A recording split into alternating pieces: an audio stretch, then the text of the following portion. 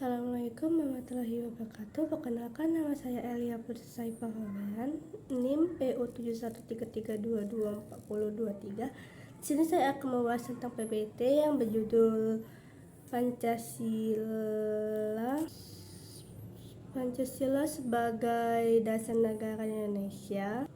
Baiklah, saya akan menjelaskan tentang gambar di PPT itu yang nomor 7, yaitu tentang fotonya itu tentang DPR anggaran 48 miliar untuk Gadens.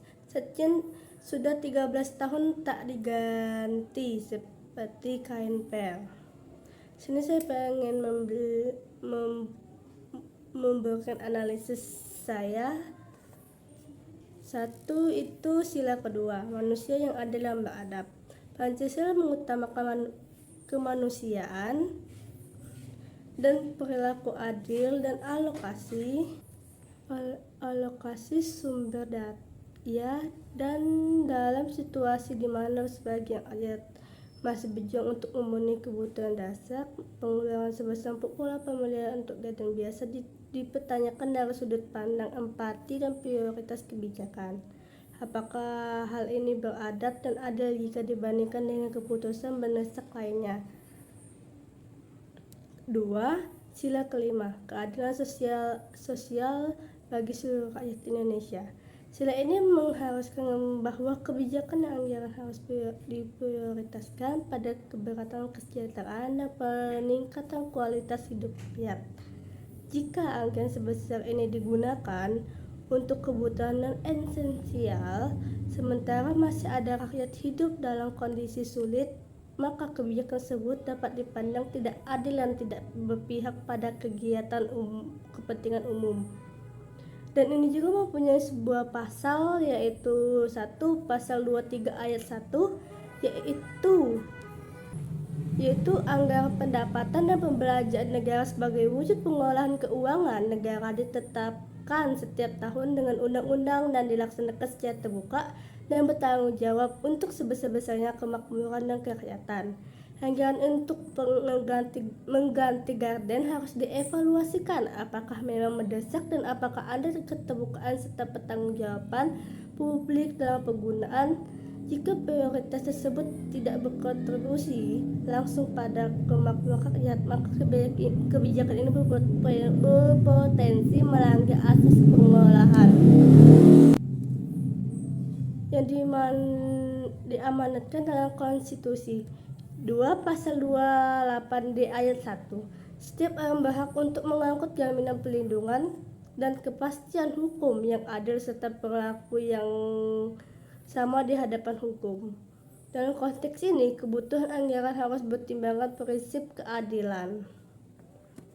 2. Gambar 8 dan 9. Itu ada narapidana dapat remisi HUT ke-78 dan HUT ke-78. Ribuan narapidana dapat diremisi termasuk mantan materi yang terjerat kasus korupsi.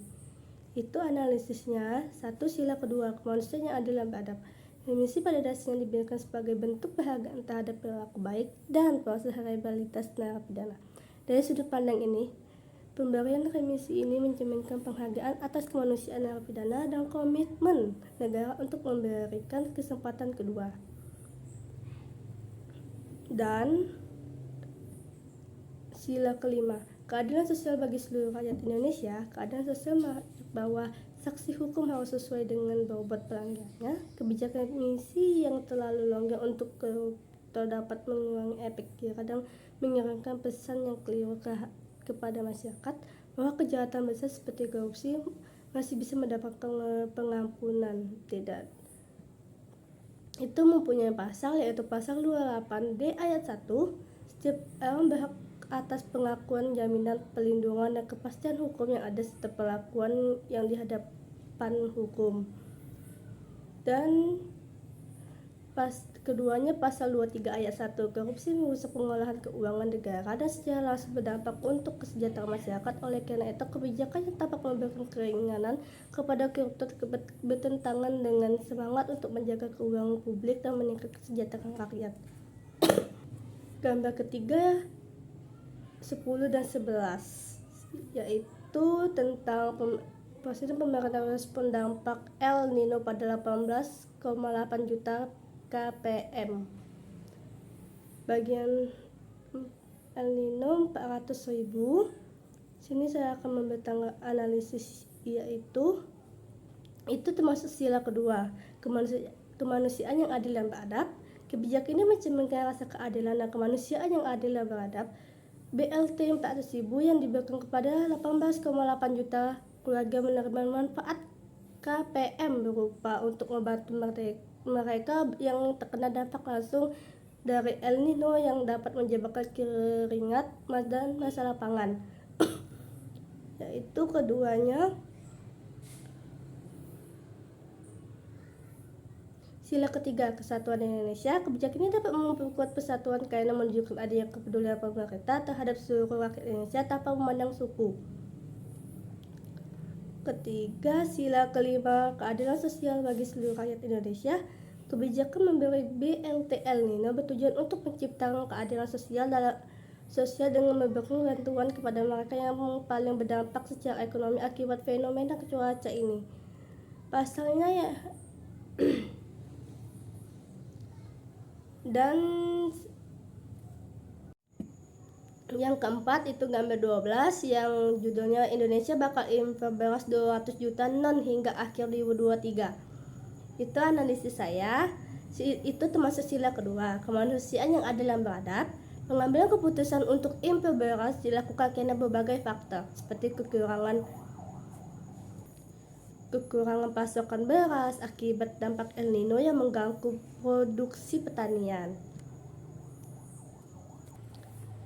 2. Sila ketiga, kesatuan Indonesia. Impor beras juga dapat dilihat dari sisi menjaga stabilitas dan persatuan nasional. 3. Sila keempat, kegiatan yang dipimpin oleh hikmat kebijaksanaan dalam kemusyawaratan perwakilan. Kebijakan impor beras seharusnya melalui proses musyawarah dan ketertiban banyak pihak, termasuk asosiasi petani, lembaga pemerintah, dan perwakilan masyarakat. 4. Sila kelima, keadaan sosial bagi seluruh rakyat Indonesia. Kebijakan impor beras bertujuan untuk menjaga stabilitas harga dan memastikan kesediaan pangan bagi seluruh rakyat, terutama kalangan bawah. Yang kelima itu Omnibus Law Cipta Kerja, yaitu analisisnya. 1. Ketuhanan Yang Maha Esa. Sila pertama, pada dasarnya kebijakan ekonomi seharusnya tetap memperhatikan nilai-nilai moral dan etika yang mencerminkan nilai-nilai keagamaan. 2. Kemanusiaan yang adil dan beradab. Pasal terkait hak-hak pekerja dalam UU Cipta Kerja seperti pengurangan pesangon dan perubahan terkait jaminan kesejahteraan pekerja dianggap mengurangi hak-hak dasar pekerjaan. 3. Kesatuan Indonesia.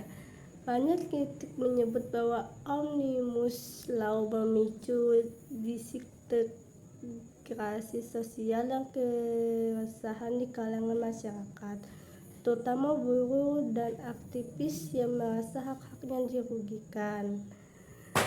4. Kegiatan yang dipimpin oleh kebijaksanaan dalam kemusyawaratan perwakilan.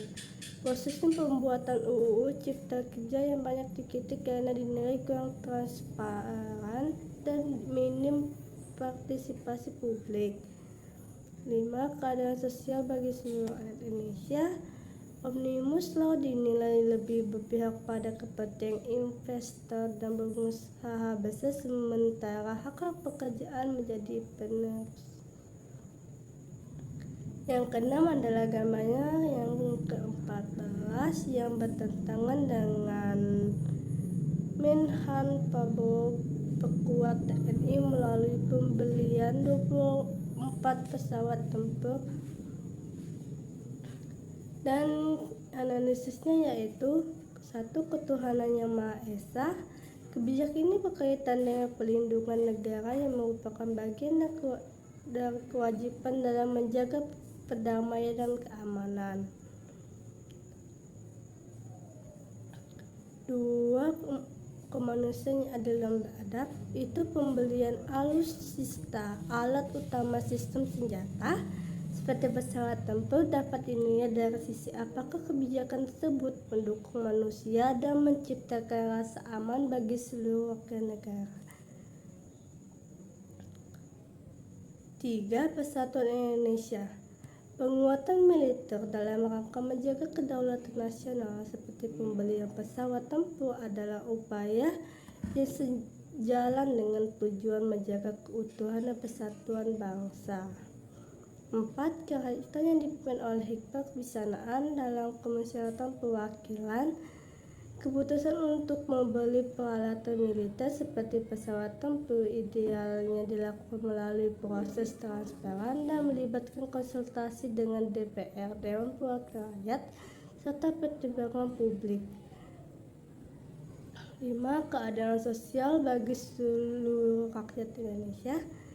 Ini pembeliannya alutsista dalam memperkuat pertahanan dapat dibandingkan sebagai upaya untuk menjaga stabilitas dan keamanan yang pada akhirnya mendukung kesejahteraan sosial. Namun jika anggaran yang digunakan untuk pembelian ini tidak seimbang dengan anggaran untuk pembangunan sosial seperti pendidikan dan kesehatan, maka kebijakan ini sangat dinilai kurang adil secara sosial. Ini saja yang bisa saya sampaikan. Maaf kalau ada salah kata, saya mohon ampun. Wabillahi taufiq wal hidayah. Wassalamualaikum warahmatullahi wabarakatuh.